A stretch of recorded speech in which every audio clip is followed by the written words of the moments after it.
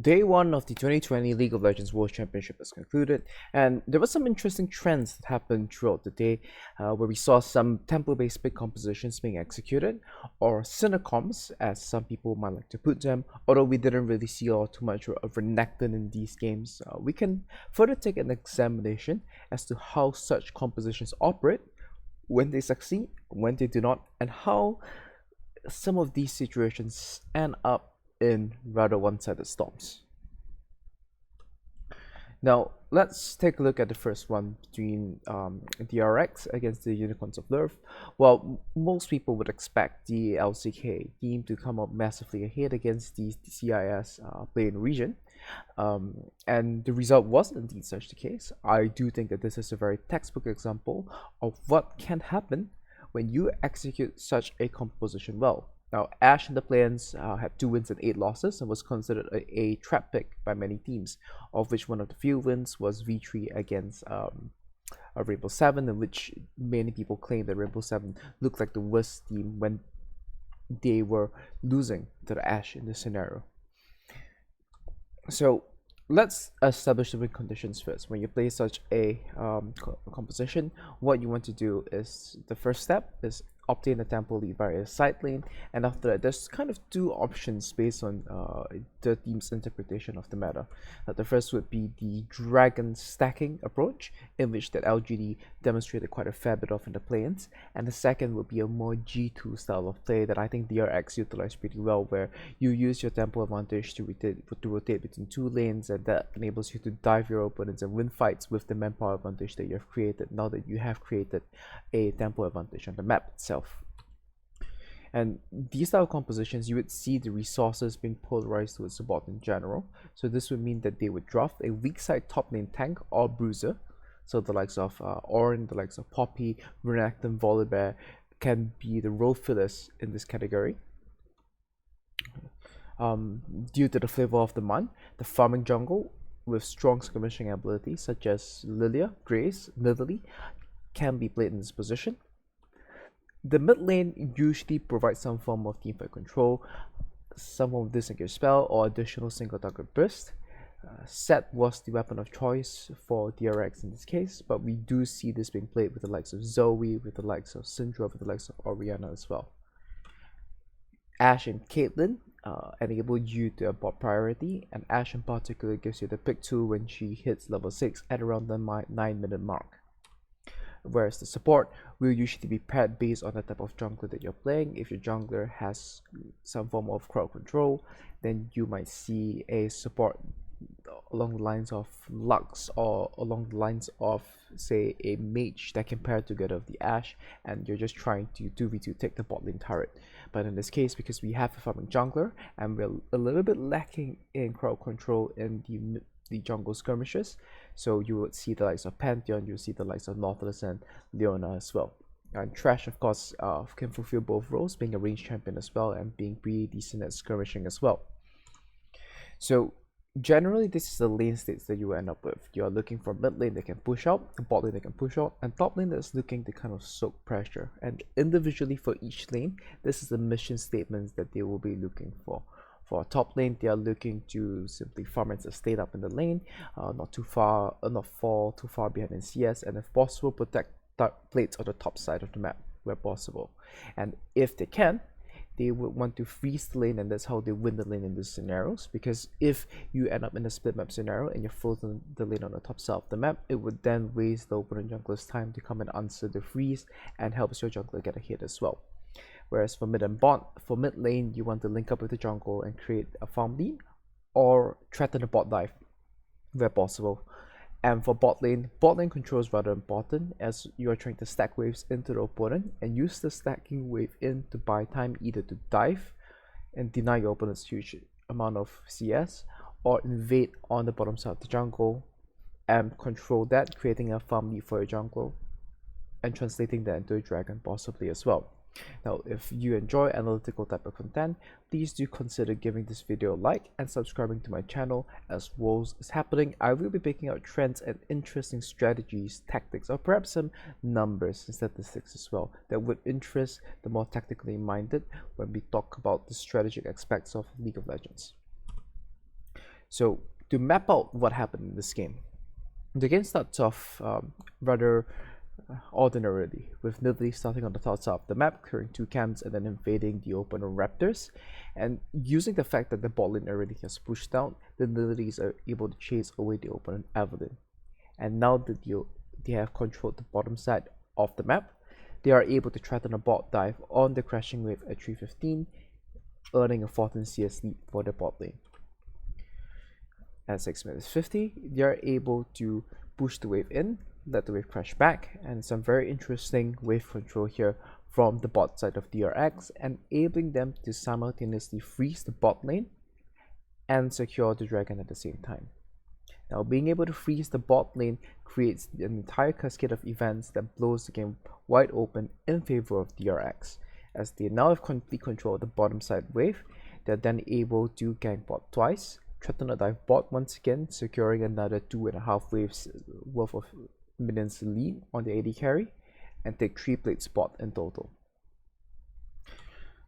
Tired of being beaten around, the Unicorns of Love decide to take a 3v3 on the bottom side of the map at 12 minutes, and they fall extremely far behind, going down 0-7, losing 4 members, and DRX takes complete control of the game, breaking the bot lane turret, securing second Drake, and this opens up the map for them to be able to rotate using the manpower advantages and find plays. From this point, DRX successfully snowballs the game and takes the victory over the Unicorns of Love. Now, this is an example of what a textbook tempo-based pick style looks like, right? When you blow open one side of the map, you kind of enforce a split map either by level 1 invading, or in this case, just simply piling top to bot and using the bot lane pressure to invade on the opponents and clear out his camps, threaten to dive back down on bot, and you have this seesaw happening between mid and bot that enables you to play between the waves and constantly generate leads on this side of the map. Once you've blown that turret open, you are then able to rotate people up and find manpower advantages where you can then snowball this lead rather safely. So let's take a look at an example where another team tried to run such a composition but it didn't work out quite as well. Now, flyquest against TES, same thing. Weak side top laner. In this case, Volibear can function as both weak side and strong side, right? But with Jhin and Trash on the bottom side of the map, and Lydia and Syndra as well, they would want to be playing towards the bottom side of the map because that's where the resources would be more beneficial playing towards.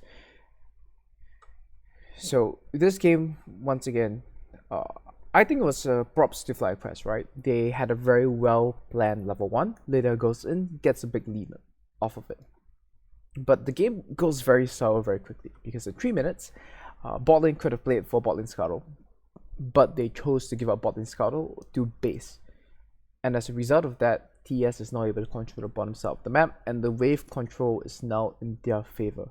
And meanwhile, there's an individual mistake where solo gets solo killed, and from here, the lane state becomes rather bad. So if you look at the mission statements, top lane wanting to farm and look for freezes, that's not possible anymore because you got solo killed, you've lost control of your lane.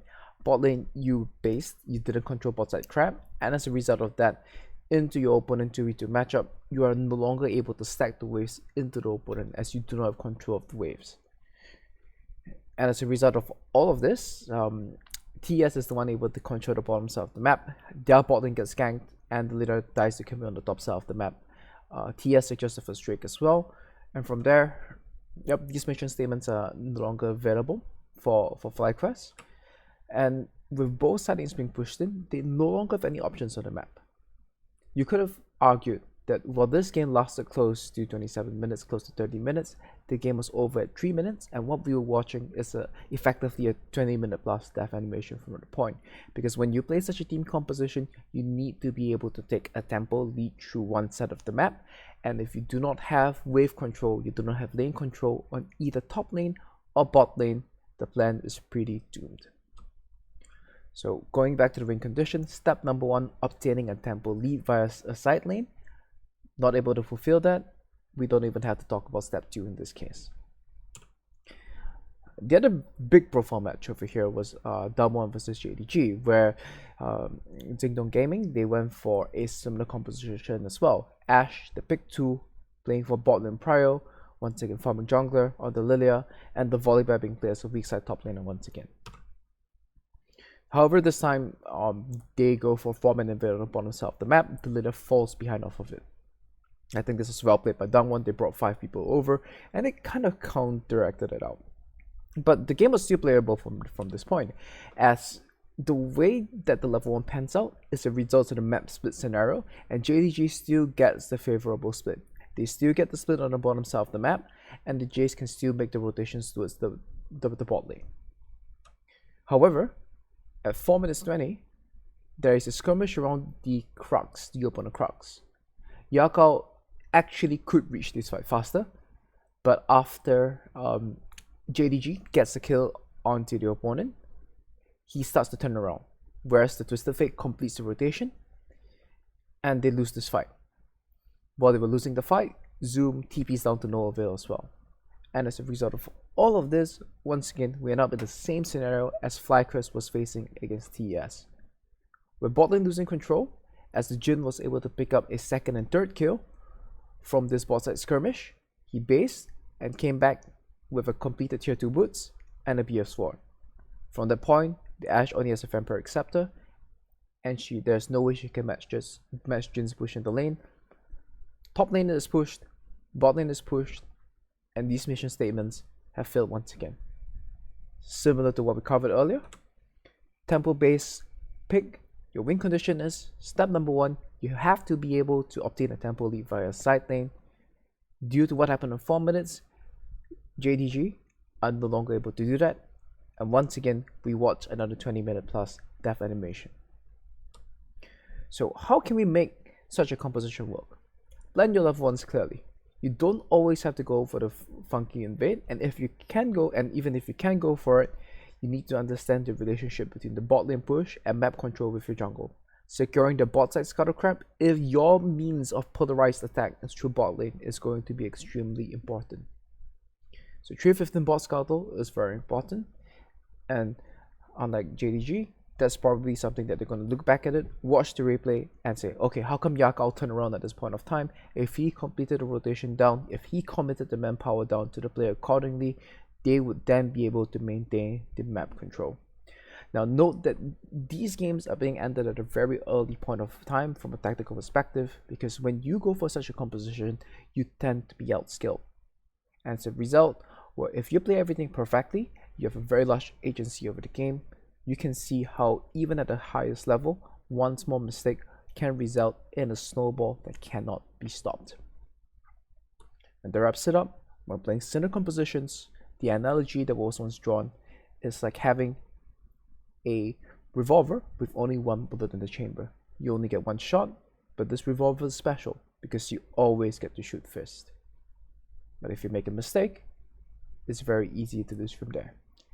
If you enjoy this content, please do like this video and consider subscribing to my channel. Your support means a lot to me. I hope you've enjoyed this and get hyped for Worlds.